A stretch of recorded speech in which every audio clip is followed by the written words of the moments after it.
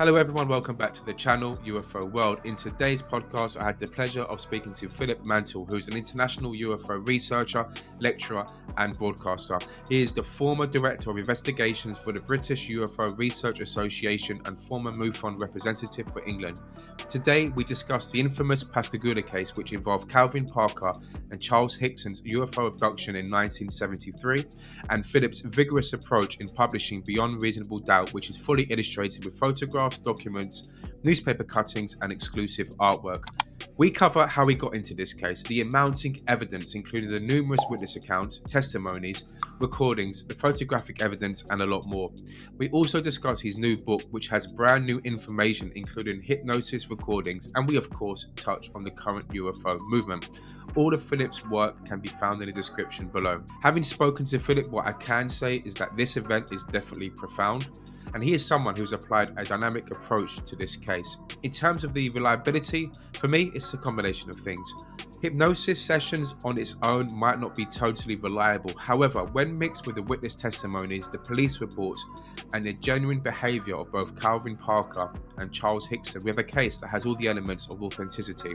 Of course, I'll let you, the viewers, decide this for yourself, but what I can say that it is super interesting due to the combination of all of these things. But anyway, let's dive in and you'll see what I mean. Hello, Philip. How are you doing today?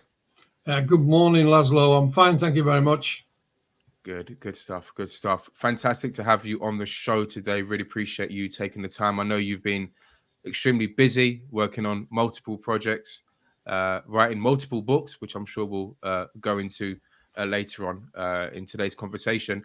Just for the viewers who might not be completely familiar with your work and who you are, do you mind giving a very quick overview of yourself? And then also, I guess, what got you into the Pascagoula case? Yeah, I mean, I started in this business, way back in 1980. I live in West Yorkshire, not far from the city of Leeds. And I joined a local UFO group, simply called the Yorkshire UFO Society. I was set up by two brothers, Graham and Mark Birdsall. And I became more and more interested, more and more involved.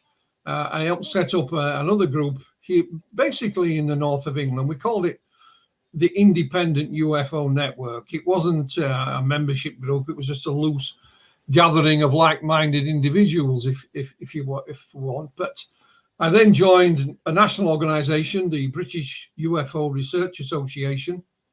And for Bufora, I served as press officer, conference organizer, and director of investigations. And for a few years, I was also MUFON, the Mutual UFO Network. I was their representative for England. So, that kind of kept me busy with all kinds of stuff crossing my desk, Laszlo. And how I got involved in the Pascagoula case, well, in 2015, I set up my own little publishing concern, and I called it Flying Disc Press. The idea was to publish books that weren't necessarily being in English, new authors, that kind of stuff. But a couple of years after it had been going, I obtained the rights to republish a book called Pascagoula, UFO Contact at Pascagoula, by one of the guys, Charles Hixon, and a guy called William Mendez. I'd always had an interest in this case since I first read about it in the 1980s. Now, Mr. Hixon passed away in 2011, so there was no more getting any more information from him. But the other guy that was involved was called Calvin Parker. And I couldn't find an obituary for Calvin. So I assumed, and I didn't know, I assumed he was still alive. And I thought, well, maybe I'll get an interview with him and I can put that in the back of the book, just to sort of bring it up to date a little bit. And it took me several months to find him. When I did, I spoke to him on the phone. He was very nice, but clearly wasn't going to tell me an awful lot, Sure. So we spoke over a couple of weeks. And then he said to me, Philip, I've been thinking of writing my own book. Because I asked him why he wouldn't do interviews. And he said, well, when you do an interview, the journalist often changes it. It's not what you said that ends up in print. So I said, well, the only way you can get around that is if you write it yourself, i.e. a book. And I think he was just trying to fob me off, if I'm honest, Laszlo, but politely, But nonetheless, I sent him a draft contract. He'd also been given some earache by his long-suffering wife, Waynette, who'd been with him from day one. Mm-hmm. And he said, much to my surprise, he said, okay. But he said, on one condition. I said, what's that? He says, when I write this, you don't change a word of it. Not a word. I said, well, I won't sign, I won't do anything until you sign it off. He wouldn't even let me change the spelling mistakes. And when the book came out, I got all the blame for that. But and so we wrote the book. When I say Calvin wrote it, I just helped him. I sort of edited it, and it came out in 2018. And much to our surprise, it became an Amazon bestseller, and the rest, as they say, is history. We were up and running. No, absolutely, and just as well for people who might not be fully aware, can you give a very quick snapshot of what happened to Calvin and Charles in 1973? Yeah. Well, Calvin was 18 at the time, almost 19. He got engaged to Waynette. He didn't live near Pascagoula. He lived nearly 200 miles away, a place called Laurel in Mississippi. He'd been working long hours, and him and Waynette said, look, I need a 9-to-5 regular job. No point getting married when I'm never going to see you because I'm always at work. Now, Calvin's father knew Charlie Hixon. In fact, the two families had grown up with each other. And he said to Calvin, Charlie lives over near Pascagoula. He's a foreman in the shipyard. Give him a ring. He might be able to get you a job. So Calvin did. He says, yeah, we're hiring. Mm-hmm. So Calvin went over, and the idea was he would spend Monday to Friday at Charlie's place, paying board and lodgings, and then go home on a weekend and then see how things went, So he bought a brand new car, a brand spanking, I think he called it a Hornet Rambler. Bright yellow. So he goes to Pascagoula, and on October the 11th, 1973, it was Calvin's one and only day working in the shipyard. He was a welder, and he had a fairly easy day in the morning because it was all health and safety checks, and then he got set to work in the afternoon. Now, one thing both gentlemen really enjoyed was fishing. So whilst Calvin's driving home that night, Charlie says, we'll do some fishing, son. Oh, yeah, that'd be great. They go home, they have a quick bite to eat, grab the fishing tackle, some bait. And Calvin didn't know this area, so Charlie's giving him directions. And it's not an out-of-the-way place they went to, although back in those days it was a bit of a tip, a bit of a dump, Mm-hmm. And it was down by the river, the Pascagoula River, right next to Highway 90. There's two bridges went over the river, either side of them. Shipyards on the river, so you got little boats coming and going. There was even a drawbridge where, the bigger ships, you had to literally open the drawbridge to let them go under. And there was buildings, a bit further behind. So they're fishing on this little pier. It was an abandoned shipyard. And on the way in to park the car, Calvin had noticed this no entry sign, and he remarked on this. And Charlie says, don't take any notice, So they're fishing away, and then this blue light comes from behind them and goes out across the water.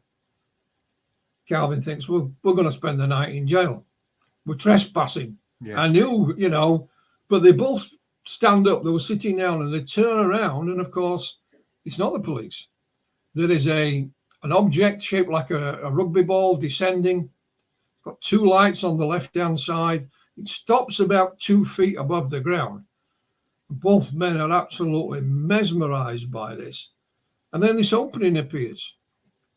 And this blinding light comes out of this opening. They had to shield their eyes from it. And then three creatures literally float. And I mean float. They too didn't touch the ground.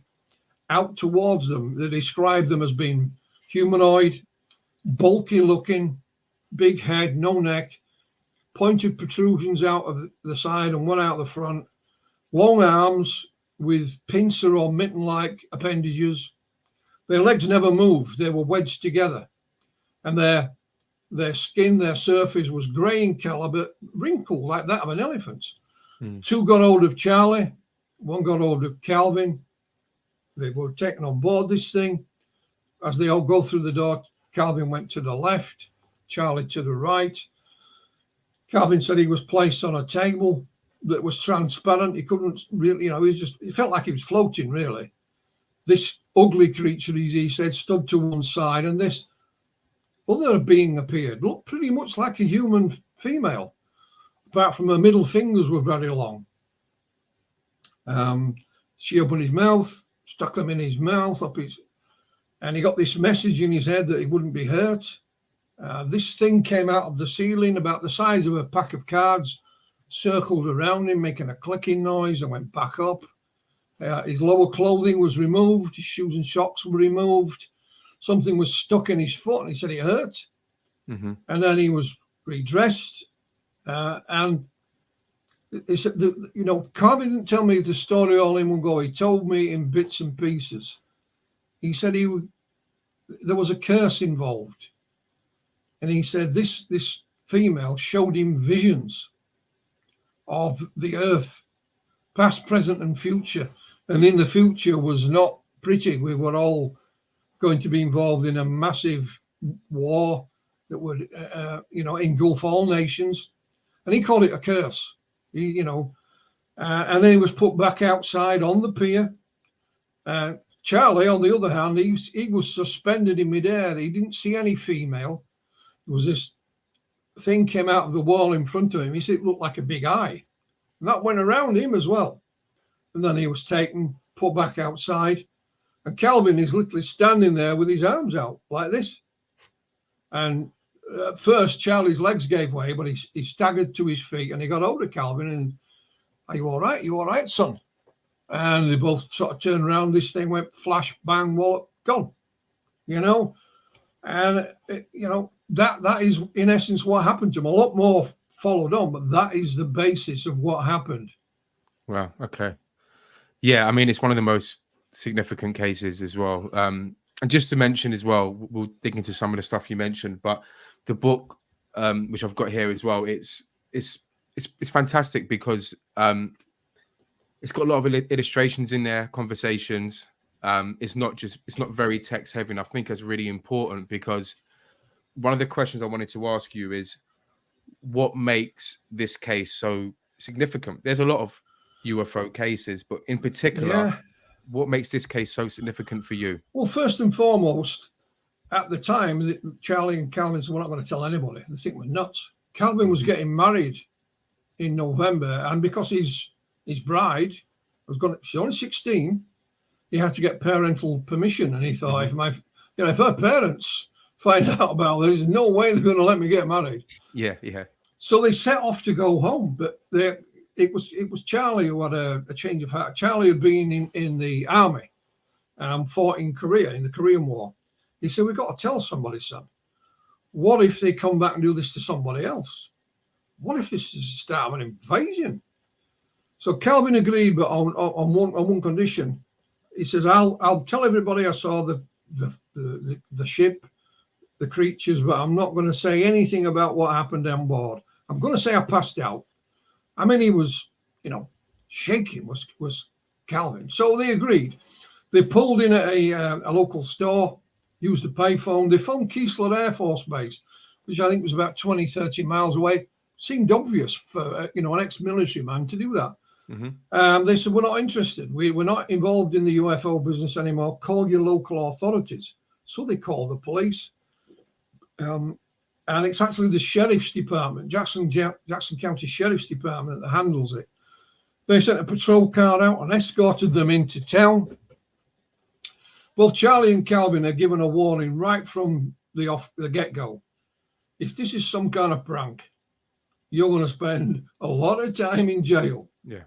So they interviewed both guys separately, and then they put them in a little room together, and the deputy fiddled with a drawer in the desk and left them. "I'll be back in 5 minutes, guys. We're going to get some coffee." When he came back, he went back to the desk. Unbeknown to Charlie and Calvin, there was a tape recording playing, recording them. It was in the desk, it was secret. Oh, wow. Okay. So the deputy took it back, said, we'll have them now, guys. They'll be laughing and joking at our expense. Of course it weren't. You know, Calvin is literally crawling up the walls. Charlie didn't know what to do, you know. So it was then that the law enforcement then started to believe them, you know. Most of them went on to say, if these two guys were play acting, they ought to be in Hollywood. They were that good, you know. And they all refer to Calvin, especially the young guy, because he was literally going off his head. So they let him go. You know, get yourself off home, guys. There's nothing we can do. And the sheriff promised not to say anything. So they got up the next morning, decided to go to work. They hadn't been there that long when they're summoned to the boss's office. And he said, what the hell have you two been up to? He says, the phones won't stop ringing with journalists. I've got newsmen outside. So they tell the boss. And he offers them the assistance of his attorney just to try and fend. He's thinking about the reputation of his shipyard, you know. Sure. So the sheriff turns up as well, and they play hell with the sheriff, you know. But Sheriff Fred Diamond it was. He said, I didn't say anything. We haven't told a soul. I don't know how the story got out. So they're then taken to the local hospital, the Singing River Hospital. They have a quick checkup. They're fine. Somebody at that point mentions radiation. So the sheriff phones Keesler Air Force Base, and he said they'll check you for it. So they drive to Keesler. They're all set up, ready for them coming. They give them a quick once over with the Geiger counter. You're fine, guys. But then they say, "Why are you here, gents? Why don't you tell us what happened?" Kind of ironic that you got turned away the night before. Mm-hmm. So they did. And that was recorded as well, but not on a tape. This was on a stenographer. So we have a complete unredacted transcript of the conversation the day after. And then that wasn't enough. Saturday, two scientists arrive. Dr. James Harder, who worked for the Aerial Phenomena Research Organization, the UFO group, and the Close Encounters man himself, Dr. J. Allen Hynek. Yeah. You know, and they speak to the guys. Harder puts Parker and Hixon under hypnosis. They listen to the secret tape. They speak to the sheriff. And before they leave, Hynek and Harder have a press conference. And Dr. Hynek says, these guys have had an experience, you know, treat them with respect. Yeah. You know, and so the story was then out, Laszlo. It literally went around the world. Calvin didn't want anything to do with it. You know, he did a couple of little things at Charlie's insistence, but he went back home. And within a few days, he ended up in hospital with a bit of a breakdown. Whilst Charlie, he was quite prepared to be, you know, the torchbearer, the front man, tell the story and protect his young friend. And that's exactly what happened. So within 3 weeks of this encounter happening, Charlie Hixon, he's on one of the most popular TV talk shows in America, The Dick Cavett Show, discussing it. And we've tried our damnedest to find a copy of that show. We can't, but I do have the audio of it, so I can hear exactly what's being said. And, you know, that was it. You know, the story was out and it was up and running. So from the beginning, you've got these two guys within hours of it happening, Laszlo, are in the sheriff's department being recorded.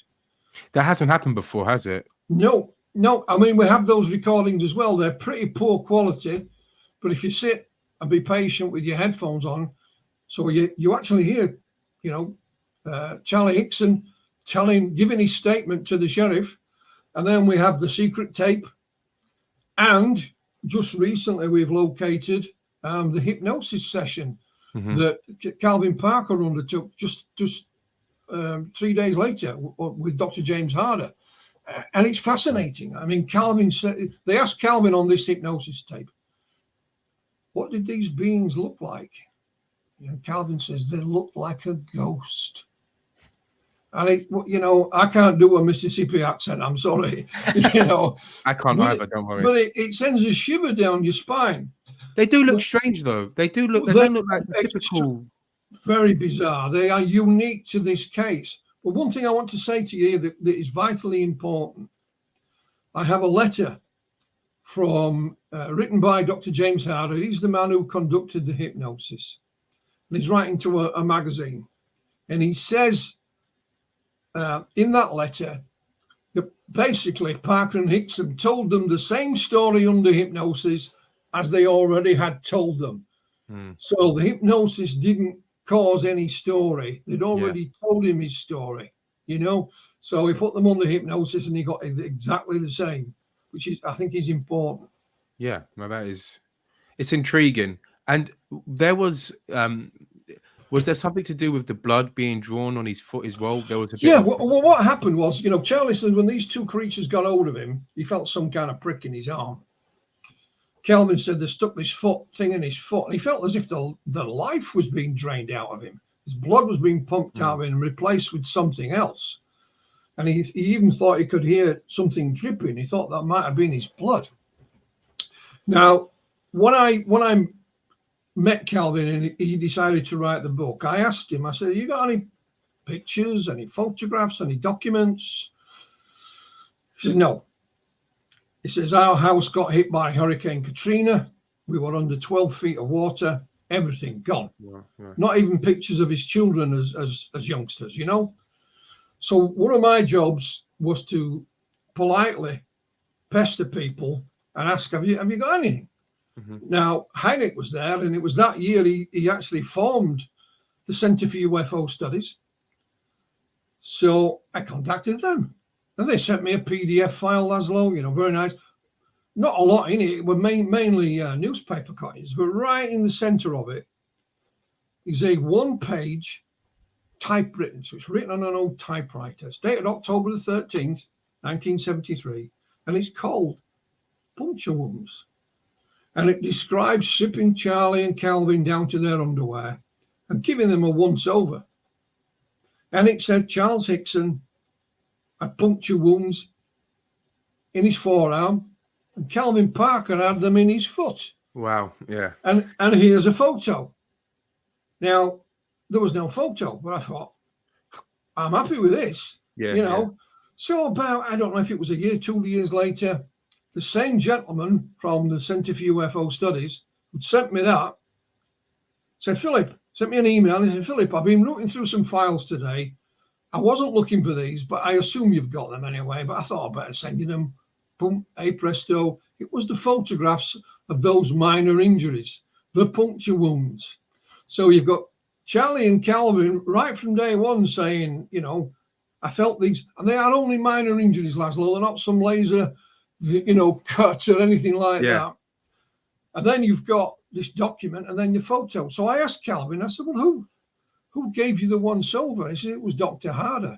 He wasn't a medical doctor, by the way. I think it was PhD was in civil engineering, but at least he had the foresight to do that. So we have, for me, a physical link, you know, something physical happened to them that day.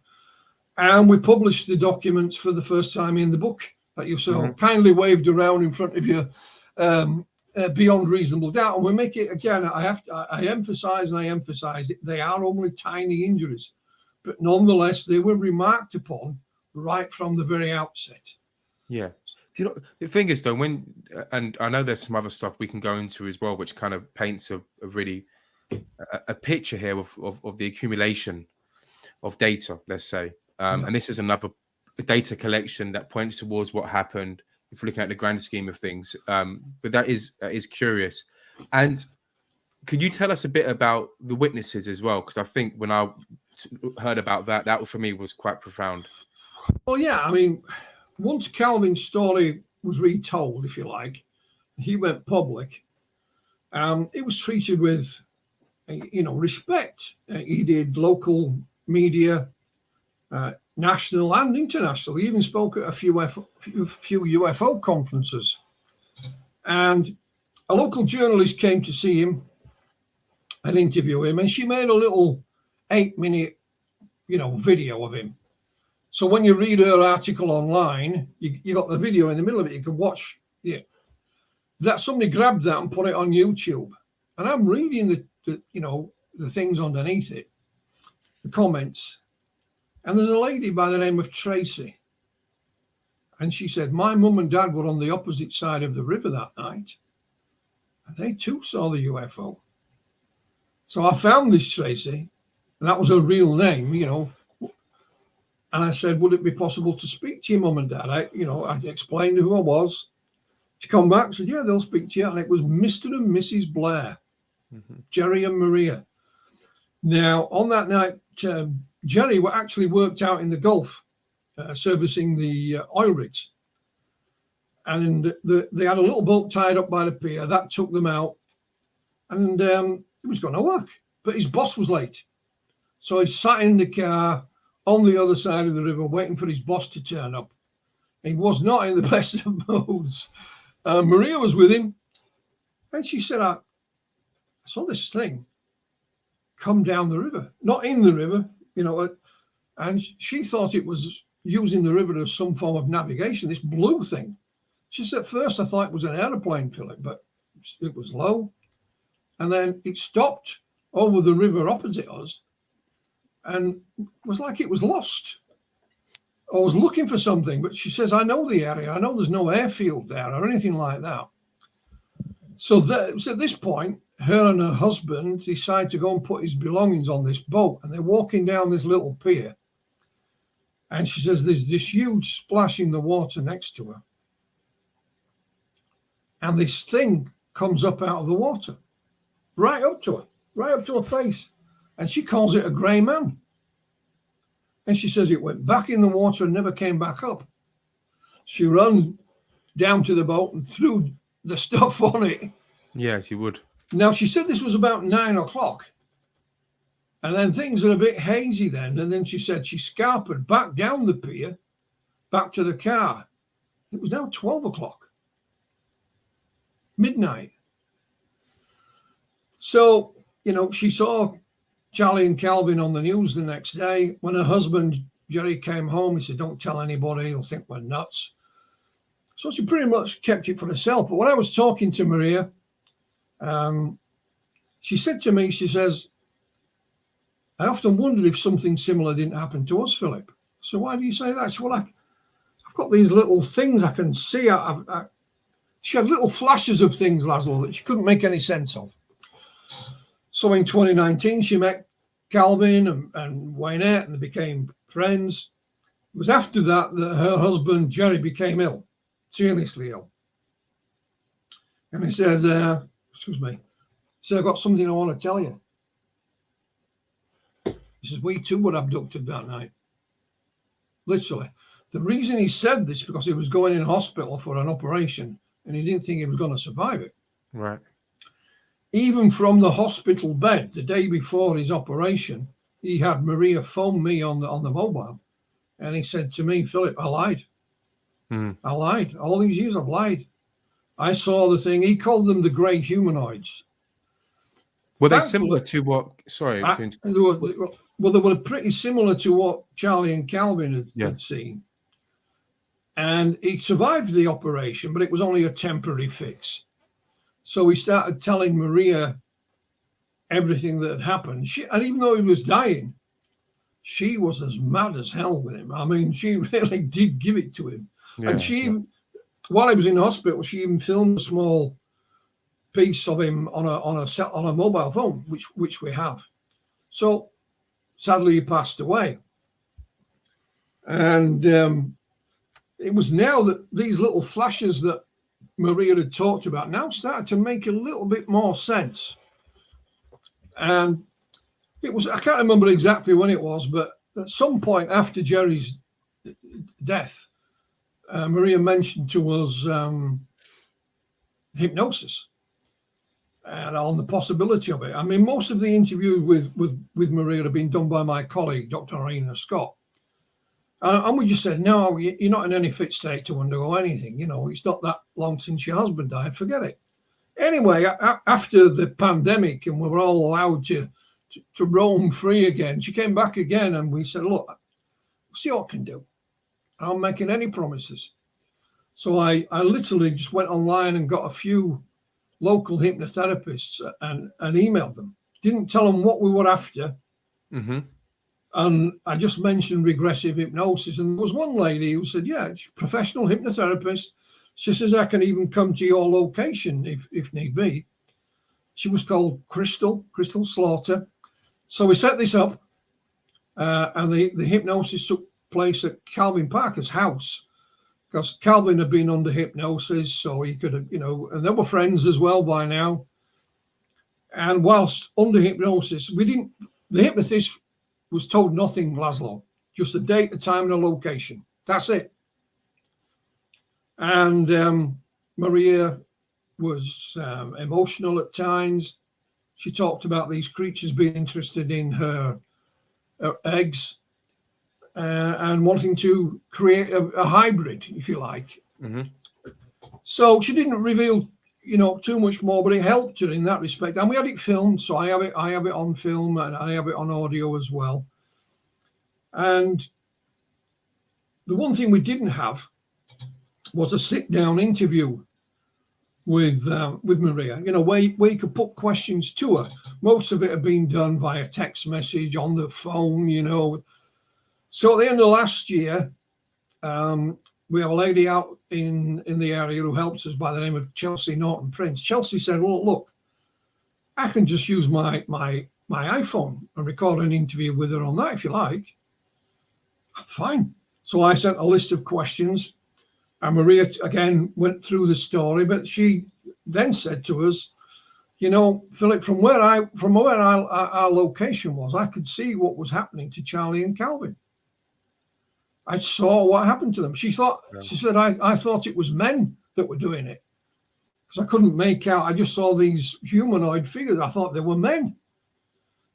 And I thought, that is bizarre. But she says, the whole place went crazy then. So she saw it happening from her. Yeah. Now, what is also interesting, and I don't know if it will be significant or not, but a few weeks after Maria's hypnosis, we put Calvin under hypnosis again, using the same hypnotherapist. Obviously, she now knew the subject matter, so I gave her some questions to ask Calvin in advance. And one question I said, before anything happens, Calvin sat on the pier with his fishing rod in the water. Just ask him what he can see in front of him. So she does. And this is under hypnosis. And he said, well, there's the bridge with traffic. There's a little boat going out. He even told me the company name on the boat. It was Noah. And he said, and just before he finishes answering, he says, oh, there are two figures on the opposite side of the river. Now, is that Jerry and Maria Blair? Is it someone else? Who knows? And it's just a little throwaway. If you're not listening careful enough, you'll miss it. Yeah, absolutely. And at that point, if you just listen to that hypnosis session, that little bit means nothing. But when you have the backstory of Maria and Jerry and other things, it may be significant. And I just asked that question. I'm not saying it is. I'm not saying it isn't. I've just asked that question. That's all you can do, really, Philip, with this information. Yeah. But as you said, when it adds up in the context of the case, then it could be significant. And was there something mentioned about a car as well, or did Maria see a new car, or because he? What it was when Calvin and Charlie were driving up to that place to fish, they actually passed a car parked up. That was it, yeah. And it had a courting couple in it. Now, Calvin initially got mixed up between that and Maria. He thought that was Maria and Jerry's car. Right. And then she said, no, we were on the opposite side of the river. What is interesting is Calvin could remember the make, model, colour, etc. of this car, but not the registration number. Now, through our research, we found out that way back in 1993, Calvin had been under hypnosis with the late Bud Hopkins. And I managed to obtain a copy of the tape of it. Wow. And during this hypnosis session, Calvin reads out the number plate. Wow. Okay. So whether we'd ever be able to trace it or trace the owners or whatever, I don't know. But he initially thought, I've driven past Maria and Jerry, but no, they were on the opposite side of the river. Yeah, I mean, And there's more. There's lots more. I know exactly. There is more as well. I know, because the that's what I was going to say. People watching this, the book literally covers everything. There's so much work that has been put into this in terms of the witness accounts and the testimonies and all that stuff as well. Because, I mean, in general, that 1973 in general was a bit of a strange year in terms of sightings. Well, what we realise, now is that there was a huge flap of sightings across the US that year, and perhaps the Pascagoula was the pinnacle of it. A chap called Webb, he wrote a book called 1973, The Year of the Humanoids. I published one last year by Kevin Randall, and he said 1973, the year of UFO sightings, landings, and abductions. And there were some really, significant cases taking place that year. But for me, the Pascagoula case has become the daddy of them all. The only thing we don't have is a photograph and something physical, but everything else we've accumulated and on it goes. It hasn't stopped since we published that book. Dr. Scott has interviewed half a dozen new witnesses. Really? Yeah, absolutely. And Calvin just couldn't believe it. He felt vindicated, Laszlo. They were all making fun of us back in 1973. So here we are all these years later, and people coming forward and say, well, I saw it. I'll give you another example. Calvin did a book signing down in the town. This old boy comes up, buys the book, and he just, little throwaway comment, oh, I saw the UFO that night. As you do. No idea who this fella is. He's obviously local, but thankfully somebody was taking photographs. So we got a photograph of him, and he stood there with Mrs. Parker and a friend. And I put it on social media. Anybody know this chap? And a couple of days later, I got a private message. Yeah, I know that is. We asked him if he'll speak to us, of course. And he did. And that's Mr. Lewis Lee. And Mr. Lee said that night he was working on the opposite side of the river in the shipyard as a crane driver. And he said, Philip, I got in my cab, it's 10, 12 feet off the ground. And he says, soon I got in it. You could see this damn thing out over the water, not up in the air, in the sky, out over the water. Same description in terms of the well, it's a bluey, hazy thing. Yeah. And he said, it's the damnedest thing you've ever seen. And he watched it for quite some time. And the only reason he took his eyes off it is because his friend down below was shouting, watch what you're doing, you idiot, or words to that effect. Yeah. So he tended to whatever, and then he said, and when I look back, it had gone. And one of the criticisms at the time in 1973 was that nobody driving over the bridge saw it. Well, they did. A gentleman stepped forward. He's called Charles Anderson. And he said, I'm driving over the bridge that night, Philip, being elsewhere. My wife's next to me. And I saw this blue thing down below me. So I thought it was going to crash. And he said, I only watched it for about 30 seconds. Well, that's a long time, And he said, roughly where he's driving, he's looking down on where Charlie and Calvin were fishing. Wow. And he said the next day, the story's on the news, he went down to his aunt's who lived down by the river. And he said, before I could say anything, she said to me, you'll never guess what I saw last night. And what is interesting, Laszlo, this should show you how things work. At the back end of 2022, we were filming a documentary out in Pascagoula. Not me personally, although I am a consultant on it. And Mr. Anderson was interviewed. And he put a little post on Facebook, just being interviewed. And the lady in the comments said, oh, I saw that thing that night. So I contacted her, and she gave us a full interview. She's called Pamela Riley Eves, and she was in the opposite direction. And she said she thought it was around 9 o'clock at night. She's putting her children to bed, and she went to close the curtains, and she said, from our house, it looks out over the river and the shipyards, and she sees this blue thing. What is curious, Pamela is actually the cousin of Mr. Anderson. Wow. And they both had a sighting, but neither of them knew about it. Wow. They didn't tell each other, So it just shows you. And these are just examples, and we could go on and on and on. No, but it all adds up. Yeah. How many are you able? Do you know how many witness accounts do you have for this event? There's over 40. I mean, if we was in a court right now, right, it would. Well, somebody asked me, and I said, I don't know. And I went and counted them. And since the book came out, of course, Irene has interviewed even more of them. And, people are saying, oh, these people stepped forward because they wanted their, 15 minutes of fame. Well, Mr. and Mrs. Blair did not step forward. Had their daughter not meant, and what is interesting, their daughter just said, oh, my mum and dad saw the UFO. They hadn't even told their two daughters, they have two, anything else. Yes, we saw the UFO that night, but they did not discuss anything else with them, which I think is important and relevant.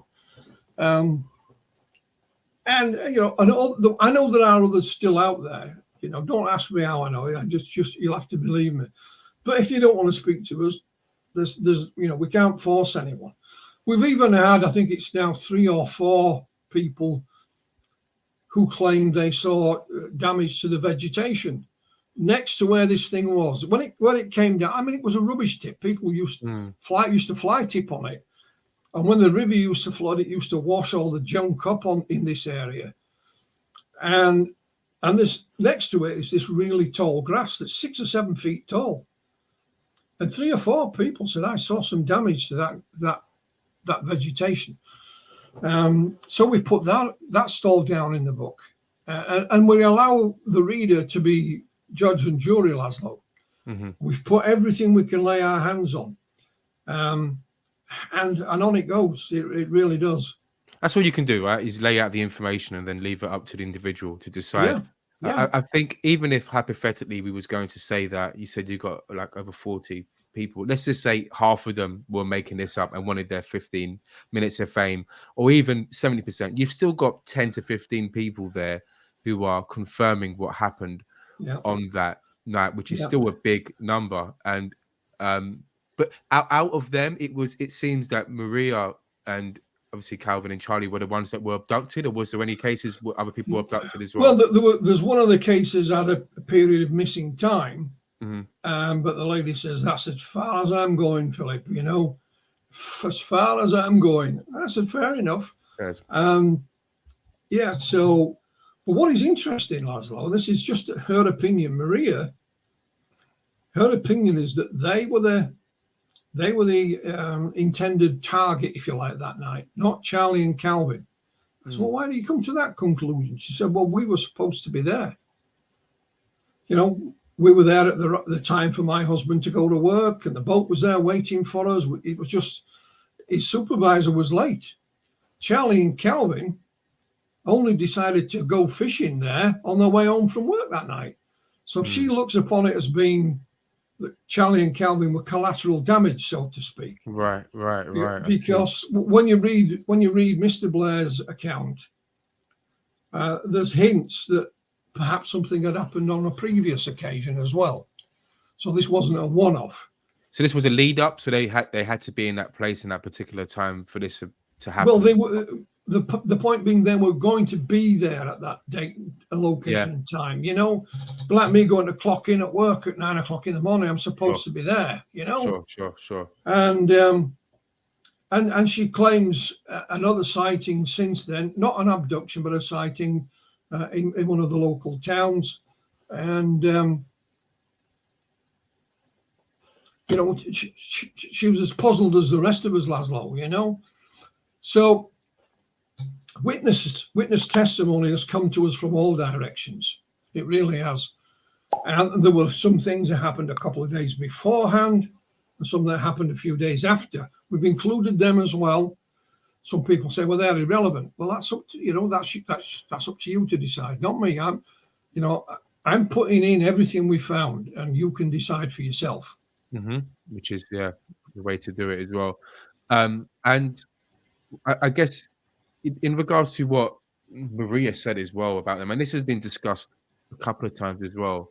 I think it was Maria that said it, but she described them as maybe machines, and also about the things about hybrid, and they're focusing on abducting women as well and taking their eggs as well, which is something we've been hearing quite a lot now when it comes to these abduction cases. Well, what is curious, the recent new material that we've just acquired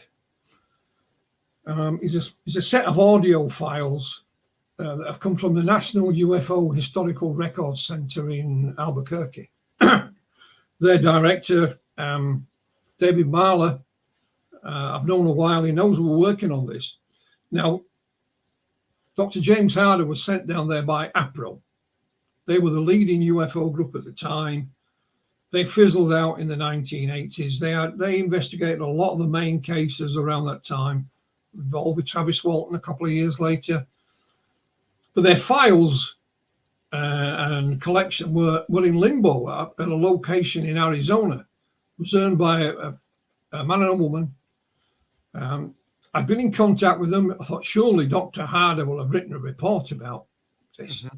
And they were very nice, but it was quite clear that they couldn't help. They weren't going to go and rope through these files for us. At the end of last year, out of the blue, David Barlow issued a press release. The now one owner of them, a chap called Brian Myers, had donated them all the APRO files to the National UFO Historical Records Center. So I thought, well, now we can get access to them. Yeah. A few weeks after David had acquired them, he sent me an email. I said, Philip, do you have the audio files of this, that, and the other? And I said, no. So he sent us 5 audio files. They were all on cassette tapes originally. And there is the secret tape, which we did have. There's Charlie's interview with the sheriff. There's Dr. James Harder at a press conference. And there is Dr. Hynek interviewing Sheriff Fred Diamond. And these were all recorded, right, over those few days, from Thursday when it happened to following Sunday. And even on those tapes there, Laszlo, this is a little time capsule of what was happening. Harder said, and Hynek, excuse me, that these things came out of it. And they're even talking then about, inverted commas, robots. Mm-hmm. And it wasn't that they looked they weren't with nuts and bolts on them. I think it was how they moved. Yeah, the mannerisms. Yeah. And the complete lack of emotion, and no contact, no mouth, no eyes, So the robots idea was right from day one, pretty much. Yeah, it seems to be replicated as well quite a lot over them. And I mean, with the kind of the hybrid stuff as well, I guess that kind of, because I believe Maria said that because she's a woman, that's why they abducted her from her eggs, which is, a common thing that goes forward. And I guess that plays into what you were saying before, where it was meant for them, and Calvin and Charles were collateral damage in many ways. Yeah, but again, when all this came out, Calvin almost put the middle finger up and he said, I told you so. Now perhaps you'll listen to me. Sadly, Calvin died in August of last year, just short of the 50th anniversary. But once you never die a happy man. He died contented in the knowledge that other people had recognized. I bet he would have, carrying that around all these years, Severely traumatized by it, Laszlo. I mean, I've said this before. In the 1980s, was a TV show, The Hulk, and his alter ego, Dr. Banner, would literally move from town to town, and they were hounded by a journalist. Every time the journalist got close, they would move to the next town, have Obviously, they'd have a whale of a time, something. But Calvin did that literally. You know, he got married, started a family, and, you know, he'd start working somewhere, and then they would recognize him, and they would move on to the next place. And he even used a false name at one point. In the end, his wife had had enough of it. They did have a separation for a short while. And it was partly Waynette that persuaded Calvin to write the book. What I didn't know is just before I contacted him, he'd been to a funeral of a friend, and they're coming out of the funeral home, and he signed the book of condolence, Calvin Parker. The people coming behind him saw the name, and it was like, wink, wink, nudge, nudge, it's the alien guy, you know, and he did not like that. And Waynette said, I've had enough. Why the hell don't you write a book? And then everybody will know. So he said, yes, darling, of course, darling, I will, you know, just to placate the wife. But then a couple of weeks later, there's got this strange sounding fella from across the Atlantic talking to him. Between us, you know, he gave in, I suppose. But he was glad he did. You know, I think you came at the right time, the right place. He probably wanted to get it out, right? And testament to you as well I mean, you've done the whole thing a lot of justice for him as well, because sometimes it's difficult for maybe him to communicate exactly that, and he needed someone to kind of... Yeah, we became very good friends. Yeah. And when he was writing the book, he would send me it, and I'd say, well, tell me a bit more about that. What does this mean? I don't quite... You need to expand on that. And eventually, we could do that one chapter at a time, and we ended up with a finished book, you know, and he was amazed. He was amazed that, you know, the reaction to the book and to him telling his story in full for the first time. And it was great. You know, it was nice to see him smile. Yeah, absolutely. And it gives, you know, courage to other people, as it did, to come forward also, right? I mean, it's a bit of a sacrificial lamb in many ways, unfortunately, but you've got to get out there. Yeah. Well, what's also interesting, I mean, it shows you what can be done, Laszlo. Shortly after our book was finished, I said to Dr. Scott, no more. I don't care what else comes forward. Because we've been editing it, and you know, we get a new witness, right? Interview them, that goes in the book, and on it went. We had literally drawn the line in the sand when a lady called Chelsea Norton Prince at the Ocean Springs Historical Society in Mississippi contacted me, and she said, Philip, I've got 2 boxes of paperwork that used to belong to Charles Hixon. They've been donated to one of our members. This member, her mum and dad, they bought Charlie's house when he died in 2011, and these papers have been left in it. And she said, would you like a copy? Yeah. Yeah, please. Yeah. And there used to be more papers, but she gave some away before, and she can't remember who she gave them to.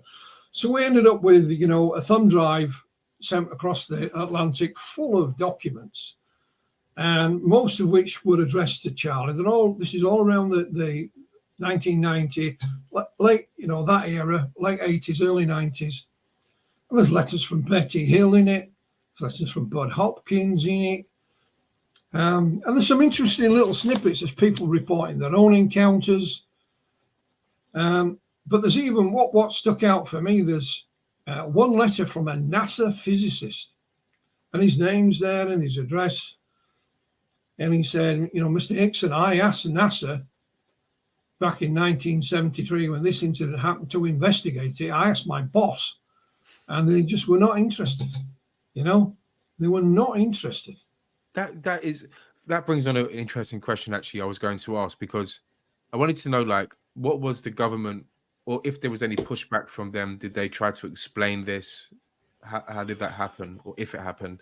Well, there was no government involvement that we can find. What is interesting, if you look at what I call the disclosure lobby today, the David Grush of this world, you know, and so on, none of them are mentioning the word abduction. Absolutely not mentioned anywhere. David Grush said, you know, the government killed people to keep these things quiet. Well, that's all right to talk about. Excuse me. Yeah. But there's nobody talking about the abduction scenario.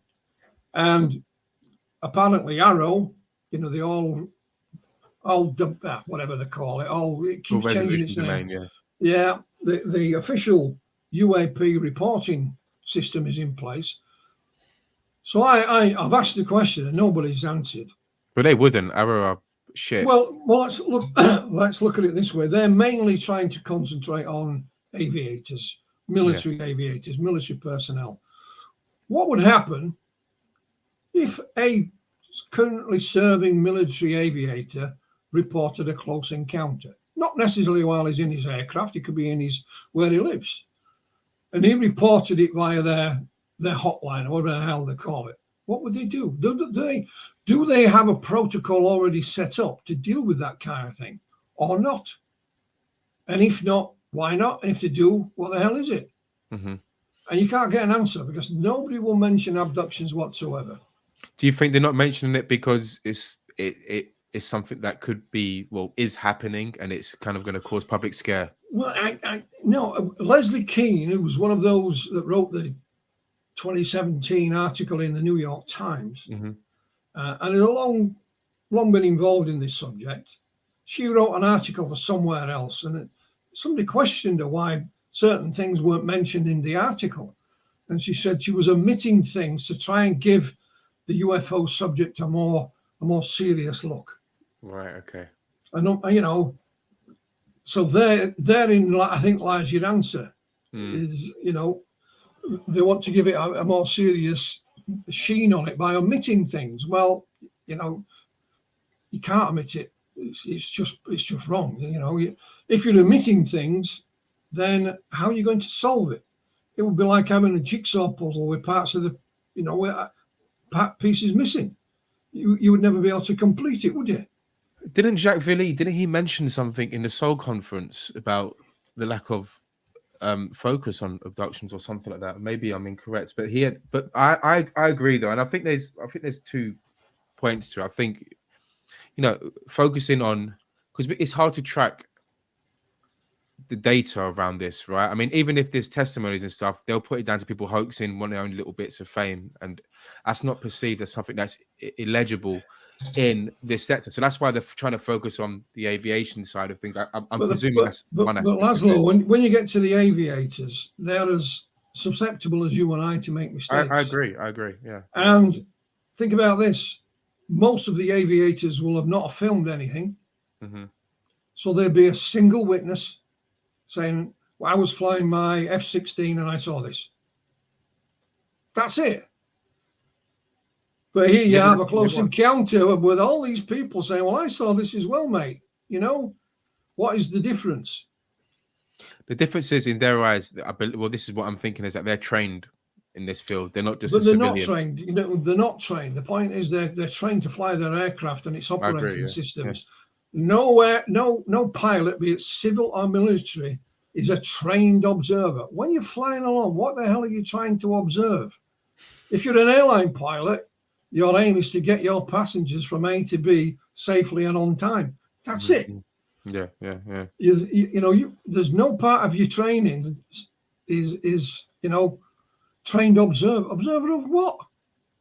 You don't even know yourself. Yeah, no, I agree. I mean, I think that's just what they're trying to go for, and that's why it's always been. That's why when there's accounts, they're like, there were trained officials or officers in the field, but realistically, I mean, they're trained, I guess, in the sense of to try to distinguish between what's real, what's not real. If someone's trying to hoax things, I guess so. But I mean, this is such an open subject. No one's fully equipped with that information. I know Charlie wasn't an officer, but he was in the U.S. Army, and he's probably better placed than a lot of today's military men because he went into action. Yeah, he was under fire, in Korea. So he had to have his wits about him to know what the hell was going on. Otherwise, it could have cost him his life. Absolutely. And in fact, he did use his experiences in the war. While he was on board the UFO, he thought these creatures were going to kill him. He honestly thought that this is the day I die. And he thought back to one time in Korea where they were pinned down by enemy fire. And his captain, I think it was, said, don't worry. Don't stay calm. An opportunity will arise for us to get the hell out of here, and we just have to wait for it. So he used his military experiences to help. Plus, you know, it helped him emotionally as well, because he'd seen death and destruction in Korea. So it helped him with the aftermath of the encounter. Whereas Calvin, I don't think he'd hardly been outside of Mississippi, let alone anything else. So he had less life experience to fall back on, you know. So it'd be interesting to see what happens. Yeah, I know. I feel like he definitely got the brunt of it as well. And Charles was protecting him, wasn't he, in many ways? But yeah, look, I was he and with your new, you got this. I mean, as I said, you've been a busy bee. You're working on quite a few different things right now, and you've got this new book coming out, Pascagoula Uncovered: Witnesses, Files, and Audio Tapes. I think you got some other stuff as well. So you're obviously a man on a mission in a good way, and I can see why, because there's a lot of stuff with this case in particular, which is quite profound. So I just wanted to know a bit about this new book, and maybe you've got something you can share with it in terms of like I said, what happened was, you know, once these tapes have been received from David Marler, I find them riveting, Laszlo. You know, I've sat here with the headphones on transcribing them. We had some more donated to us from a friend in Canada, a couple more. And then another one a few weeks later, David says, I've got this coming from 1976. The ones from Canada featured the polygraph exam. Charles Hixon took a polygraph exam on November the 30th, 1973. So about 2 or 3 weeks later. And he passed. And arch debunker Philip Class, who's no longer with us, I obtained his full file on this case, which is 150 some pages long. And he was convinced that there was shenanigans with the polygraph. But as I pointed out, you can't win with a polygraph test. Because if you pass it, it's not admissible in court. If you fail it, you're a liar. Yeah.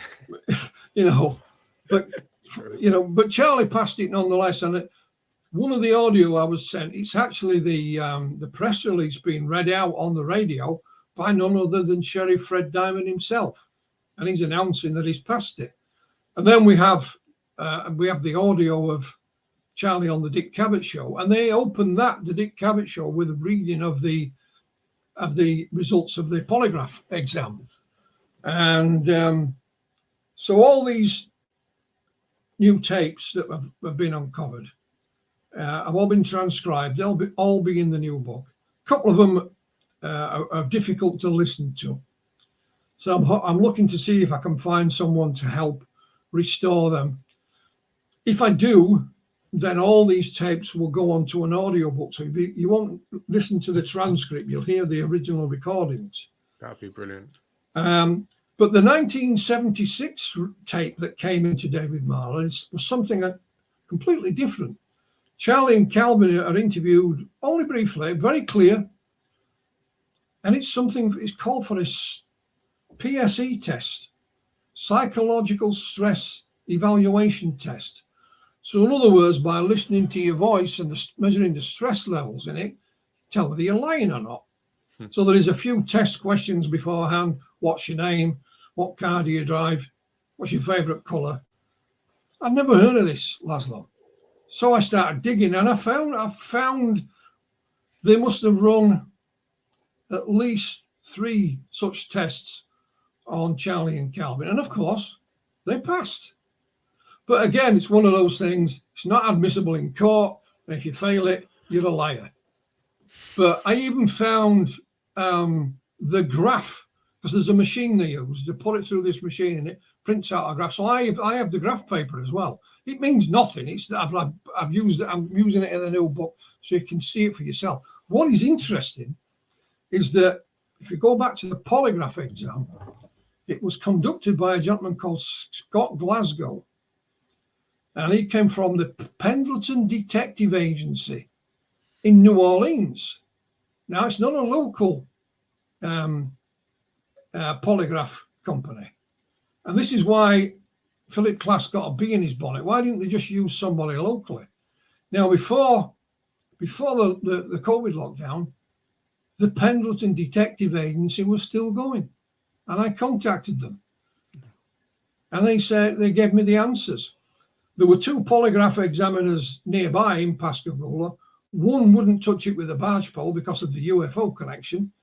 The other one said, no, we only conduct polygraph exams on people who have been accused of a crime. Well, they hadn't, And it just so happened that Calvin and Charlie's attorney, the guy at the shipyard, knew of someone in New Orleans that did it.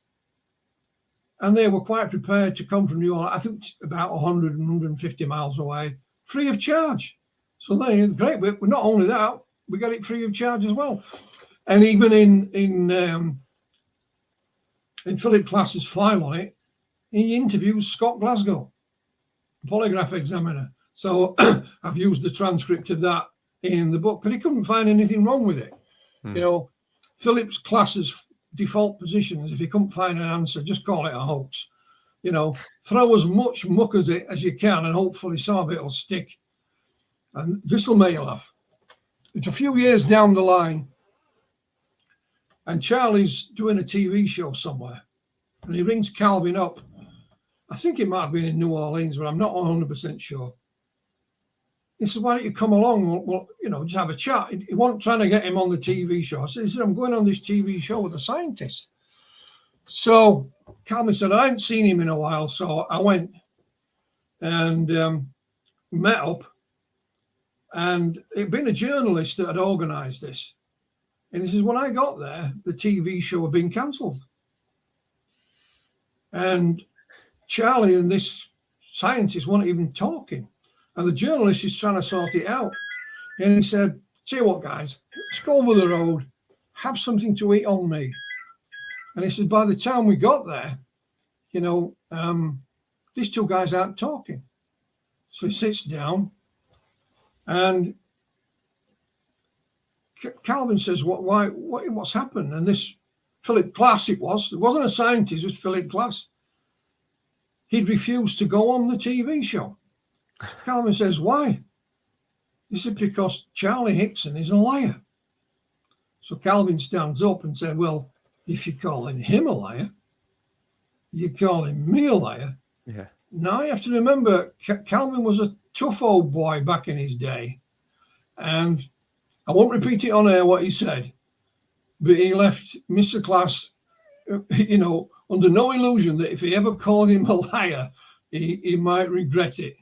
Because Calvin always said, look, if you don't believe me, I don't care. If you call me a liar, that's a different matter, Mm-hmm. So Calvin says, we went home that night with no dinner. Lisa had the integrity in place, though, right? Yeah.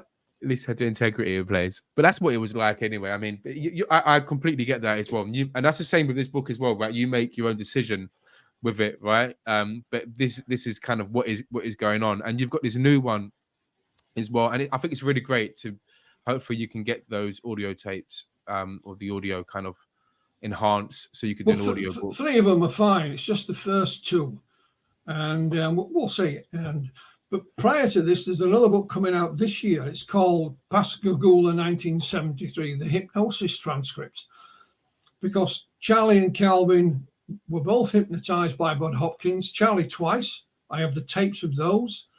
They were hypnotized by the late Dr. Leo Sprinkle, Kathy Marden, and of late Crystal Slaughter. And these were scattered across several publications, so they're all going to be in one book. And you decide for yourself whether this is tapped into their fantasy and so on.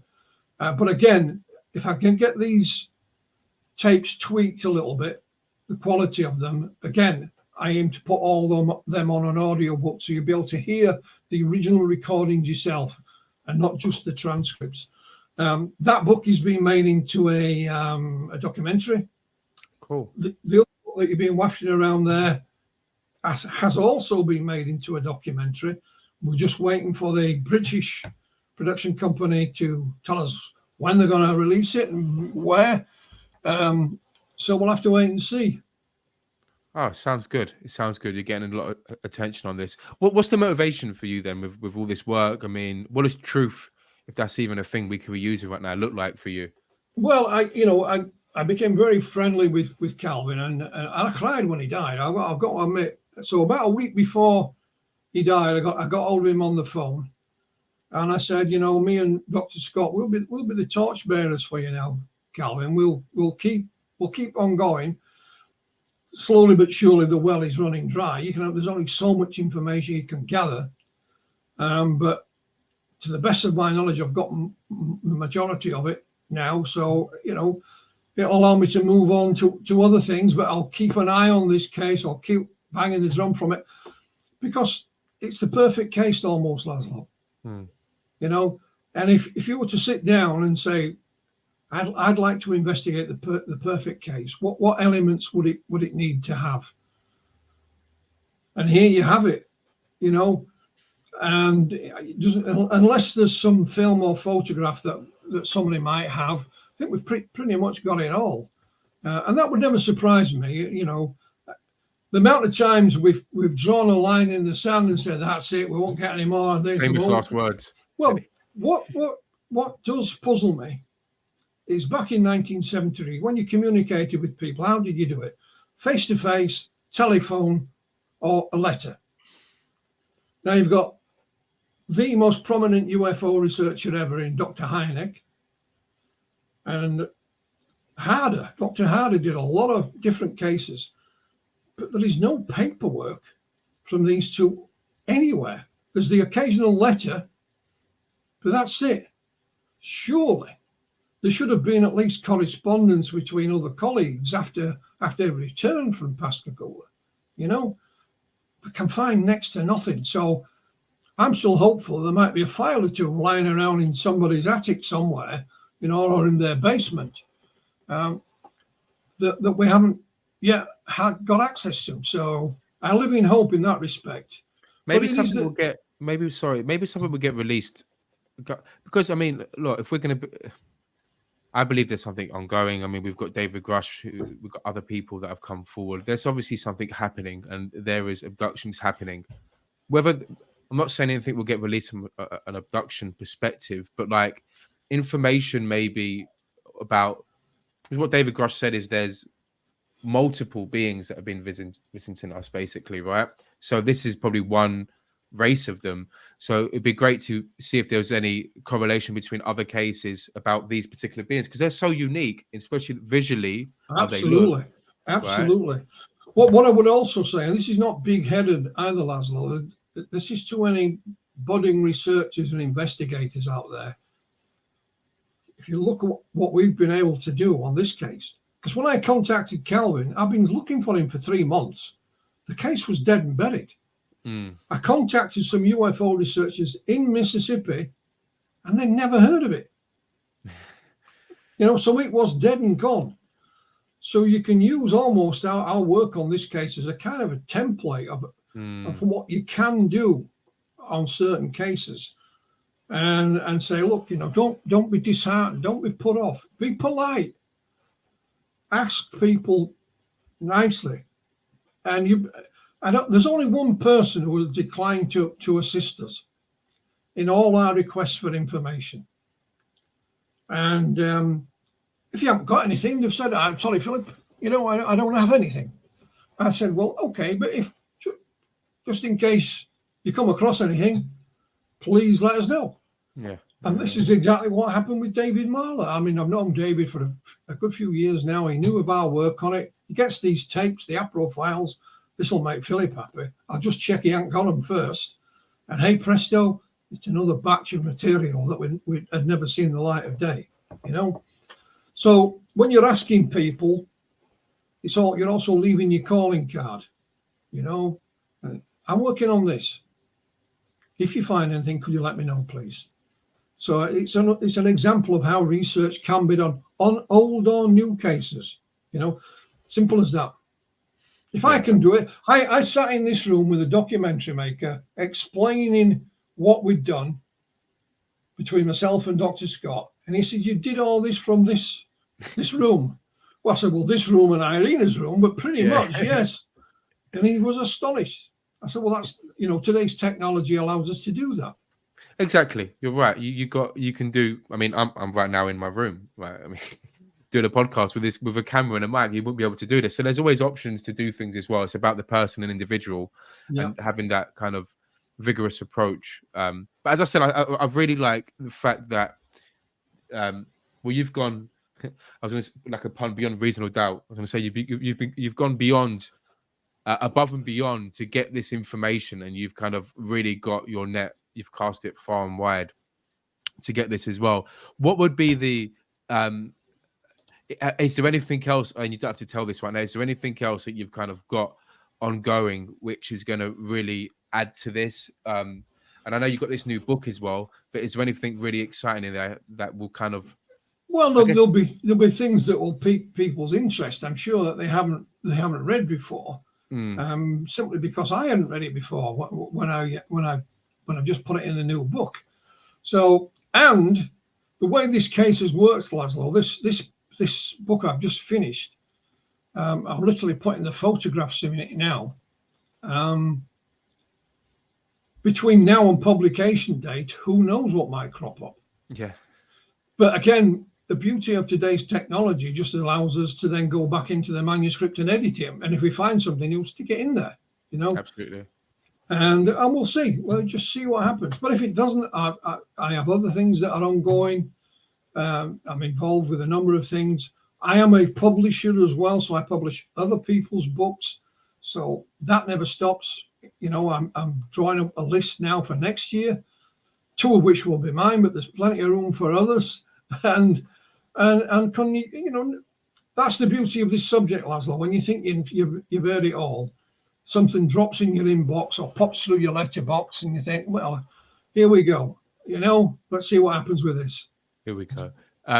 Just final words from me as well. I mean, bearing in mind you're working on this case right now as well. I just wanted to know what you thought of what's going on right now, the current UFO movement as well, with disclosure and everything. I mean, you've been around longer than me in the sense of the UFO cases as well. So what do you think right now? Are you optimistic, or do you think here we go again? No, I'm not impressed, Laszlo. I mean, it's the same old story being regurgitated as it has been before. I mean, you can go right back to Major Donald Keogh in the 1950s. He said, we've got crash sources and the government's got to tell us this. When I started in the 1980s and so on, you then had the Operation Right to Know, and they were protesting outside of the White House with their banners and so on. And I'm not saying anybody's lying or anything like that, but people like Mr. Grush, they don't put anything on the table that's worth a second look. Wink, wink, nudge, nudge is no good to anybody. It's like the old Jerry Maguire. Have you seen the film Jerry Maguire? No. He says, "Show me the money." But we're not talking about money. It's show me the evidence. Yeah, it's all right. Anybody can claim anything. Be it a former U.S. intelligence officer or a guy who's sweeping the road outside. There is no difference between the two. I could say to you, Laszlo, I can now reveal to you the first time that I've been given these secret documents, but I'm not allowed to show them to anybody, because if I do, the guy who gave me them will be in prison. Well, when people say things like that, don't take any notice, mate. Let's see the evidence on the table. I think that's what we need. You're right. I mean, there's a few people who have. I mean, personally, I feel like there's, in terms of having the first official UFO hearing in Congress and stuff like that, there's been traction. But I mean, you're correct in the sense we need to see evidence as well, and stuff has been drip fed out. I mean, I know. Apparently, we've got 40 whistleblowers plus ready to go. Yeah, apparently. They used the right word there, apparently. Yeah, Mr. Grush, with the greatest respect to him, he's not a whistleblower because he knows bugger all. He's seen bugger all. And if you're a whistleblower... He did say he worked on these programs, or he's got first-hand insight now. It come out recently. Yeah. If you are a genuine whistleblower, the best way to protect yourself is to go, here it is. Here's everything. Yeah. You know, not I've seen this and I know that, and I can't tell you about. If he's allowed to say that the US authorities have murdered people to keep these things secret, then why hasn't somebody been arrested? He says, oh, he reported it to the correct authorities. Which authorities? When did you report it? Tell us, and we'll go and check and see if you have. Yeah. But it won't. So I hope he's right. Don't get me wrong, Laszlo. We all do, right? Yeah. We all hope, but it's just the same old story going round and round again. It's just given a different title. I'm a bit more optimistic on it, but I haven't had as much pain probably anyway, so my heart's not been broken as many times probably. But I think there's a process to it as well, and I know according to him there was and the reports around it, he was not able to disclose the full information because a matter of national security, and apparently he did disclose some stuff in the skiff as well, which happened recently. But look, Laszlo, the American government say flying saucers from elsewhere do not exist. We have no evidence. We have nothing. We've got nothing. Never seen anything. So how can you be in danger for revealing information or data or photos or bodies of things that the authorities say don't exist in the first place? Think about it, mate. You can't. Well, I think maybe this would have to be a conversation for another day. Conscious of it, of time. But I mean, I get what you're saying. We ultimately need concrete evidence. And if there was a time to come out, it would have been when Sean Kirkpatrick released his OPED, which basically said there's nada happening. Yeah, there's nada happening. So either he's biding his time and just building up their cases, and that's what's happening behind the scenes, which, as I said, I'm an optimist. I hope is happening. But you're right. Ultimately, we do need some evidence coming forward as well. There's a lot of claims that we need some concrete information. But he's well established, and he did come from a background in that sense as well. So hopefully, and he did work on these programs, or he interviewed the people that worked on these programs anyway. But as you said, it's hearsay until we get that forward. Right, let's hope you're right, mate. Let's hope you're right. But again, we'll sit here and see. But in the meantime, don't hold your breath. You just get on with things, you know. Don't hold your breath. I guess you're working on something here and now as well with your current stuff as well. But look, with that being said, I think we can pause it there. I guess, Philip, for yourself, where can we find all your work? Where is everything? All of my books are on Amazon, but you'll find me on Facebook a lot. You know, I'm not hidden away. Pontefract in West Yorkshire is not Middle Earth. You know, it's easy enough to find. Good. All right, cool. So what I'll do is I'll definitely include everything in the description. And yeah, I just wanted to say thank you once again for coming on. It's been a really great conversation, and I can see your passion and how how vigorous you've been in doing this book here, Beyond Reasonable Doubt. And you've obviously got a couple of more projects coming forward. So guys, do check that out. Do check out Philip's work. And anything you want to say before we finish it all, Philip? No, it's just been great to speak to you, Laszlo. This is the first time. I'm sure it won't be the last. Absolutely. And if I can help with anything in the future, you know where I am. Good stuff. All right. Superb. All right, guys. I see everyone on the next recording. Cheers.